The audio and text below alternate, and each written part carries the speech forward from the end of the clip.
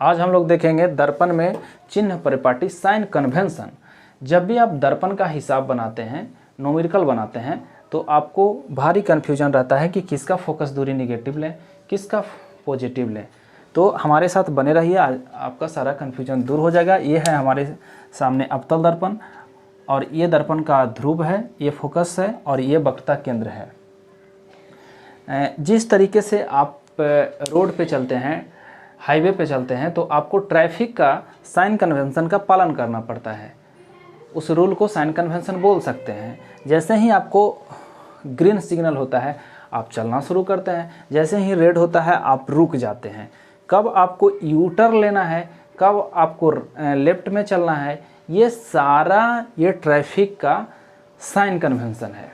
उसी तरीके से मिरर में भी है, दर्पण में भी है। अगर वहाँ आप ट्रैफिक के रूल का पालन नहीं करते हैं तो आपको भारी चालान देना पड़ता है पुलिस को।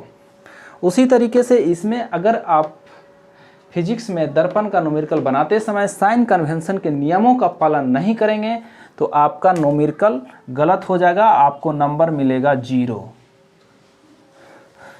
तो इस 0 से बचने के लिए आइए हमारे साथ बने रहिए 2 मिनट। देखिए, आपतित प्रकाश की दिशा में मापी गई सभी दूरियां धनात्मक होता है। ये अवतल दर्पण है, तो अवतल दर्पण में आपतित प्रकाश की दिशा किधर से होगा? इधर तो कलई किया हुआ है, तो आपतित प्रकाश किधर होगा? इधर होगा। तो आपतित प्रकाश की दिशा में मापी गई सभी दूरियां धनात्मक होती है, ठीक ना। इस दिशा में आगे भी बढ़ेंगे, वह भी दूरी धनात्मक होगा। और आपतित प्रकाश के विपरीत दिशा में, इसके विपरीत दिशा में जो भी दूरी मापेंगे वो सब निगेटिव होगा। पहली बात ये समझ गए। दूसरी बात समझिए, ये है प्रधान अक्ष। क्या है? प्रधान अक्ष।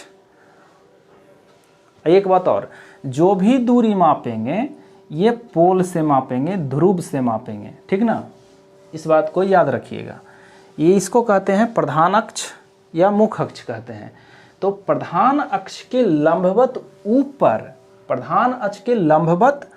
ऊपर सभी दूरियां धनात्मक होती है, पॉजिटिव होती है, ठीक ना। और प्रधान अक्ष के नीचे, यह है प्रधान अक्ष के नीचे मापी गई सभी दूरियां ऋणात्मक होती है। अब ये है प्रधान अक्ष के ऊपर सब दूरी धनात्मक और प्रधान अक्ष के नीचे सब ऋणात्मक। अब कहिएगा कि सर ऐसे काहे होता है? तो कि दर्पण के तरफ जाते हैं तो पॉजिटिव लेते हैं, प्रधान अक्ष के ऊपर की दूरी को पॉजिटिव लेते हैं, नीचे की दूरी को निगेटिव लेते हैं। इसको समझने के लिए आइए, आप मैथ में पढ़े होंगे, कोऑर्डिनेट पढ़े होंगे। इसको कहते थे एक्स एक्सिस, इसको कहते थे एक्स डैश, इसको कहते हैं वाई, इसको कहते हैं वाई डैश। तो एक्स एक्सिस पे सारी दूरियां पॉजिटिव होता है, इधर भी पॉजिटिव लेते थे और इधर निगेटिव होता है। इस एक्सिस एक्स डैश एक्सिस की ओर की दूरी को निगेटिव लेते हैं और इसको ओरिजिन कहते थे। तो ये जो देख रहे हैं कोऑर्डिनेट, इसी के आधार पे इसमें भी डिसाइड किया गया है कि किसको पॉजिटिव लेंगे, किसको निगेटिव लेंगे। देखिए, दर्पण का जो मुख्य अक्ष होता है, ये मुख्य अक्ष है, इसको x dash coordinate x dash axis कहेंगे, ठीक ना। तो एक्स एक्सिस के दिशा में मापी गई दूरी धनात्मक होती है। देखिए, एक्स एक्सिस में धनात्मक है। उसके बाद वाई एक्सिस को देखिए पॉजिटिव है। तो ये अगर इसका एक्स एक्सिस हो गया तो ऊपर की जो भी दूरी मापेंगे धनात्मक होगा और नीचे की जो भी दूरी मापेंगे ऋणात्मक होगा।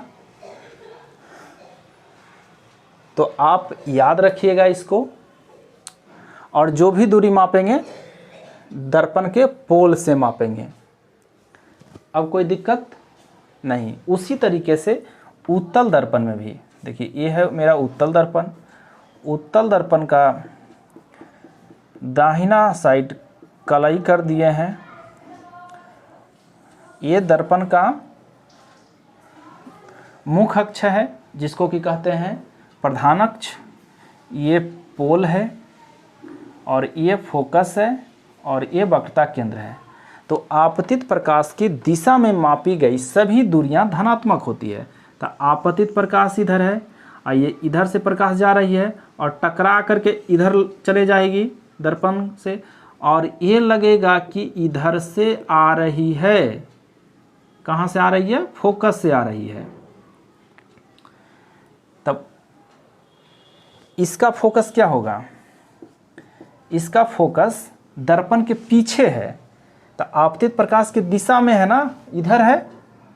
और दूरी कहाँ से नापते हैं? यहाँ से मापते हैं, P से। हमने बताया कि दूरी जब भी मापेंगे तो P से मापेंगे। तब इधर से F तक की दूरी मापेंगे, P से F तक की दूरी, P से F तक की दूरी, यानी आपतित प्रकाश की दिशा में। आपतित इधर से प्रकाश आ रही है तो ये पॉजिटिव होता है। और वक्रता केंद्र भी पॉजिटिव होगा। और इसमें देखिए अवतल दर्पण में फोकस किधर है? इधर है। आपतित प्रकाश इधर है और फोकस कहाँ है? इधर है। और दूरी कहाँ से मापेंगे? P से F। P से F यानी उल्टे दिशा में माप रहे हैं, आपतित प्रकाश के विपरीत दिशा में माप रहे हैं, तो ये निगेटिव होगा। इसका जो वक्रता केंद्र होगा वो भी निगेटिव होगा। P से C की दूरी देखिए उल्टे दिशा में माप रहे हैं। तो आप समझ गए होंगे अब साइन कन्वेंशन। इसके बाद एक होता है दर्पण सूत्र। दर्पण सूत्र, इसको हम लोग प्रूफ करेंगे। 1/F बराबर 1/V प्लस 1/U। अगले वीडियो में इसको हम लोग प्रूफ भी करेंगे। और एक होता है आवर्धन। आवर्धन किसको कहते हैं? आवर्धन कहते हैं प्रतिबिंब की ऊंचाई बटा वस्तु की ऊंचाई को आवर्धन कहते हैं। प्रतिबिंब की ऊंचाई बटा वस्तु की ऊंचाई। वस्तु की ऊंचाई, अगर वस्तु हमारा h है ऊंचाई, तो प्रतिबिंब h' बन रहा होगा। इसको m से सूचित करते हैं। तो m बराबर h बटा h, और इसी को m बराबर -v/u बोलते हैं।